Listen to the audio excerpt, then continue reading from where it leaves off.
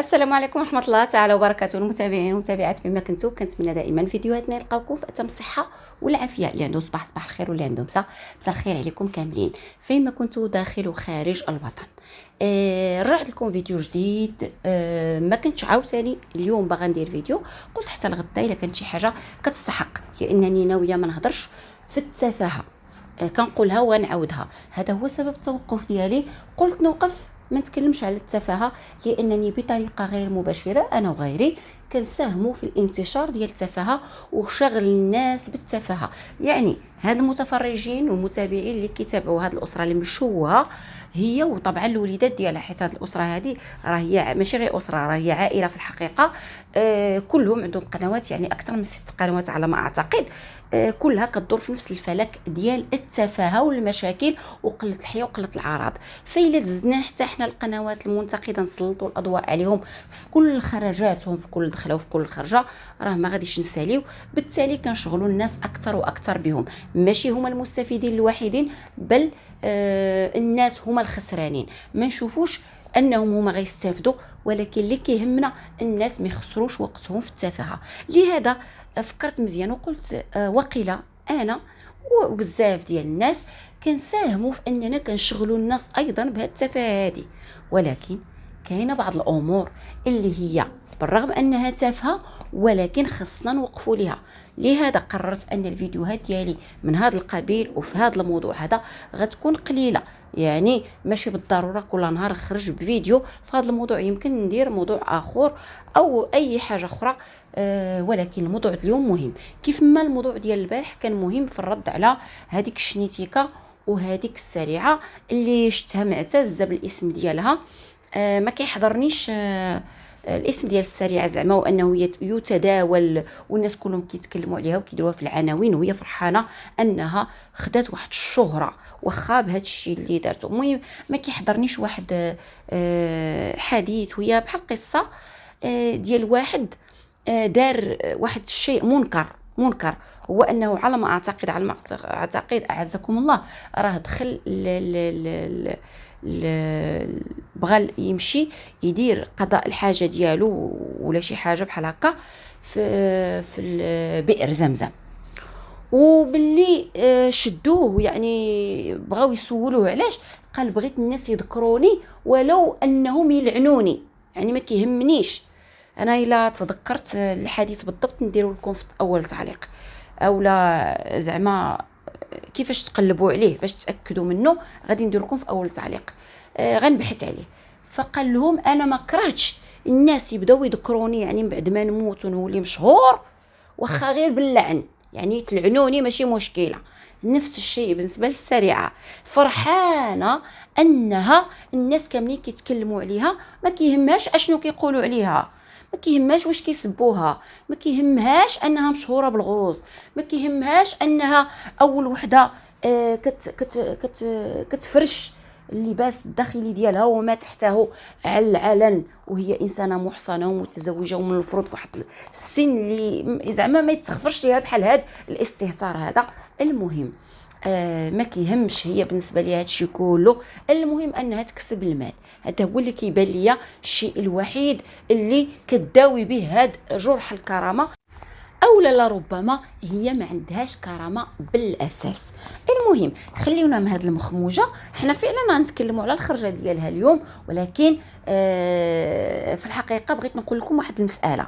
الفتره اللي كنت انا دايره هاد السبات الشتوي ديالي لمده شهرين تقريبا، كان تاني بزاف الخرجه ديال الوزير العدل اللي تكلم على هذا القانون او هذا المشروع اللي كيتكلموا عليه، ديال ان هاد العقوبات السجنيه غادي تبدا اللي هي اقل من سنتين، غادي يبدا يطبقوا فيها. او المهم حاطينه، ما باقيين حاطينه للمناقشه. ما كنظنش بانه هو هذا يعني القانون صافي مر، وانما الا كان مره مازال ما بداوش يطبقوا فيه.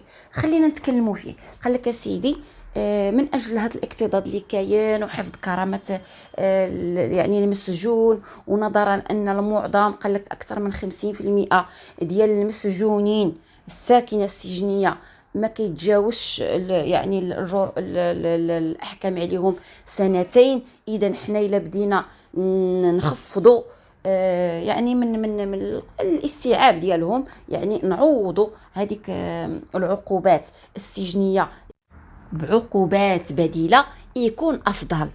هكذا كيف ما هو قال كل شيء غيستافد. كيفاش؟ بعد اولا قال لك سيدي اللي عنده اقل من سنتين وممكن يشري الايام ديالو في السجن بدايه من 100 ولا 200 درهم حتى 2000 درهم لليوم. هذه واحد البديل. زائد كاين بديل اخر كان قديم، زعما ماشي هذا واش جاري به العمل ولا لا الله اعلم. المهم هو كاين قديم، وكاين مجموعه ديال الدول العربيه اللي خدامه به، بحال على ما اعتقد ليبيا، مصر، البحرين، كيخدموا به ديال هاد الخدمه. يعني انت تقدر تخدم من 40 ساعه حتى ل 600 ساعه لصالح بعض المؤسسات الخيريه، المهم ديال الدوله، وداكشي ماشي ديال الخواص. المهم كخدمه كتقدمها انت لهذا الوطن، زعما كاينات بحال هكا. مهم هما اللي غادي يحدوا لك الساعات وداكشي وكيفاش داكشي. واش جاري به العمل او مازال ما تفعلتش الله اعلم. المهم انا كنقول لهم اشنو كاين. زائد كاين واحد المساله اخرى اللي هي المراقبه. يعني انت تمشي ديروك داك الصور الالكتروني اللي حنا كنشوفوا به معمول به يعني كيخدموا به مجموعه ديال الدول الاوروبيه والامريكيه، وهذا الصور الالكتروني بالنسبه للناس اللي هما ماشي يعني عنيفين، واللي هما بعد ما كيدرسوا الحاله ديالهم والجرم اللي داروه كيشوفوه واش هذا الانسان الا طلقناه زعما كاينات، ولكن هو صافي بهذا الصور الالكتروني راه هو محدين له الحركه ديالو، ما يمكنلوش يخرج برا الوطن، وما يمكنلوش يتجاوز واحد الوقت يبقى على برا في الشوارع. وهذا هادشي كامل كيدرسوه وكيشوفوا الحاله ديالو، واش الجرم اللي دارو والحاله الاجتماعيه ديالو يستحق ان نعطيو له هاد العقوبه البديله او لا. وهذا الشيء كنظن على ما اعتقد راه هو في جميع يعني الملف ملي غيقدم هذا المعني بالامر هذا الطلب ديال انه تعوض له العقوبه السجنيه بهذه العقوبات البديله، راه غيتخذ بعين الاعتبار طبيعه الجرم. يعني اشنو الجريمه ديالو، راه ماشي الجريمه ديال واحد غادي في السوق وسرق مثلا، اولا واحد اختلس وهو جالس في بيرو مختلس، يعني ما دارش شي حاجه عنيفه ولكن اختلس مجموعه ديال الاموال سواء من الدوله او لا خيانه امانه الناس اللي خدام معاهم او لا. هذا هي واحد الانسان عنيف مثلا اغتصب او قتل او ضرب او دار مثلا واحد قاتل، ماشي هو القتل خطا، عاوتاني خطا طبي ادى الى الوفاه، ماشي هو القتل باصرار وترصد. الاغتصاب ماشي هو التحرش. كتعرفوا فهمتوني؟ اذا هاد السيده هذه اللي جايه كتقول لك عندي بلان ا و بي و سي و دي، هاد البلانات هاد البلانات هادو كاملين، وكتقول الناس راه غنوريكم شي حاجه نتوما عارفينش وحنا كنخدموا. كتخدمي وجهك احمر. شنو زعما بغيتي توصلي للناس؟ بغيتي توصلي للناس بان ما تفرحوش ان واحد المجرم اخذ الجزاء ديالو. فرحانه انك يجي كتقولي بكل بجاحه بان ما تفرحوش يا الناس اللي كنتم متعاطفين مع ايه الضحيه البنت المغرر بها المغتصبه. ما تفرحوش، راه انا غادي ندير المستحيل انا والعائله الكريمه اللي فرحانين اننا من الصلب ديالها مخرجه لينا واحد الذئب بشري، انكم غادي تخرجوه يا اما بالفلوس الا تحت لكم الفرصه، يعني هكا يخلص هذا يخلص على النهوره، يعني نهار بنهار. وما كنتوقعش بان المفرشخ غادي ينوض يخلص هاد الاموال الطائله اللي ممكن يعني دابا هو راه دوز شي 4 شهور ولا داكشي، زولها من 2 سنين، شوف شحال من نهار وضربها، ولو غير في 200 درهم شحال غادي طيح. ما كنتوقعش بانه غيخلصها. اذا هذا 200 درهم عاد الا كان راه قال لك من 200 حتى ل 2000 درهم لليوم، يعني وقيله بعيده عليكم. لهذا كنظن بانكم غتلجؤوا لوحده من هذوك الجوج. وحده من هذوك الجوج كيفاش غادي نعيط انا لواحد مغتصب نحطوه في واحد المؤسسه مثلا خيريه ولا شي هذا يخدم مصلحه الوطن؟ كيفاش مثلا كيفاش مثلا في نظرك هاد العقليه، هاد المغتصب هي العقليه الصالحه؟ واش غادي يكونوا هادوك الناس اللي خدامين في داك المؤسسه في مأمن من هاد الانسان هذا؟ واش فهمتيني؟ يعني بعيده هاد المساله.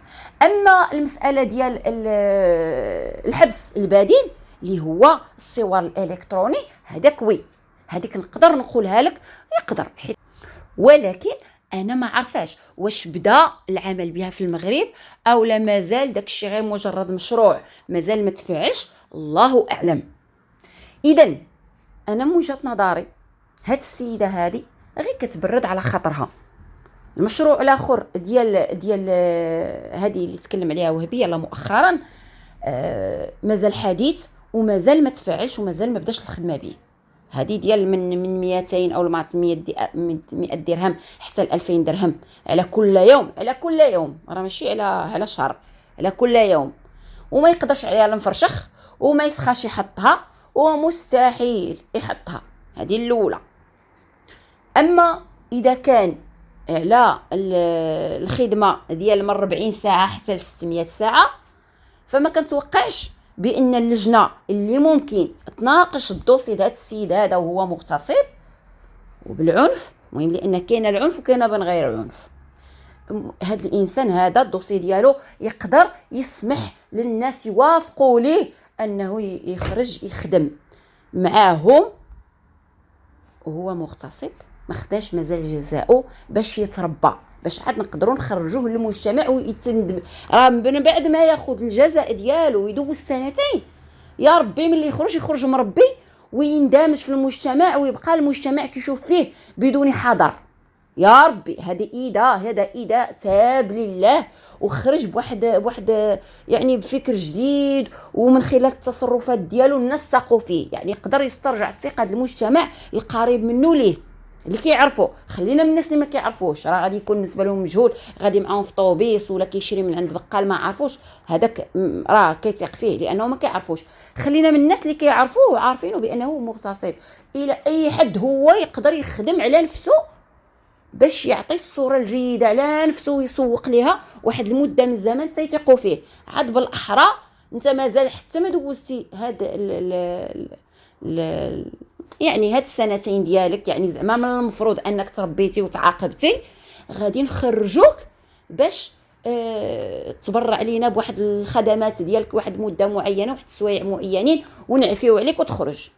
كيبقى من هاد الشيء كله العفو الملكي، هذا ما نقدرش نناقشوا فيه، لان نتوما عارفين راه واحد الضجه كانت ناضت شحال هذه على ديك الاسباني اللي خدا عفو ملكي، وهو حتى هو كان في قضيه اغتصاب ديال الاطفال. كانت عندها مجموعه ديال الحيثيات ما غاديش نناقشوها، ماشي هذا بلاصه النقاش في هذا الموضوع، ولكن في جميع الاحوال ما كنتوقعش بان الاخ ديال بوكريشه ممكن يحظى بهذا العفو هذا في هذه الظروف اللي كنعيشوها حنا دابا في المغرب. انا كنتوقع، هذا التوقع ديالي. اذا هاد السيده هذه انا كنظن بانها كتبرد على راسها باش ما تخليش الناس يفرحوا مع الضحيه ايه بان المجرم اخذ جزاؤه. باينه من الصوره اللي ظهرت بها الشنيتيكا عارفه بانها مجرد فيديوهات كديرهم على قناتها باش تدبر الفلوس باش تكون مع هذاك المسجون المغتصب، لان المفرشخ هز يدو راه داك النهار حاطها قدامه في داك اللايف وكيسعى بها وكيقول لهم عاونوها مسكينه راه مريضه بالسكر ولا عندها غير هاد القناه، عاونوها راه المصاريف ديال السجن. يعني واحد كيسعى بمو هو كاين من بعد ما كان كيقول انا نعطي على خويا حتى 40 مليون، وكيقولوا بان الان غيخرج ويدير عراسيه. راه قلت لكم في الفيديو ديال البارح بان من اين لكم اسره او عائله محترمه تقدر تحط يدها في يدكم في يد هذا المغتصب وتزوجوا بنتها. كنظن بان صعيب تلقاو هذه العائله المحترمه الا شي وحدين كيشبهوكم. اذا كنقول لكم السيده غير كتبرد على خاطرها وداير لكم ديك السسبانس، كتساعد الشنيتيكا ديالها باش دير فيديو ويكون السسبانس باش مره الانسان يطلعوا على هذه القناه باش يطلعوا لي باش يقدروا يدخلوا شويه د الادسنس باش يصرفوا على هذاك المسجون المغتصب.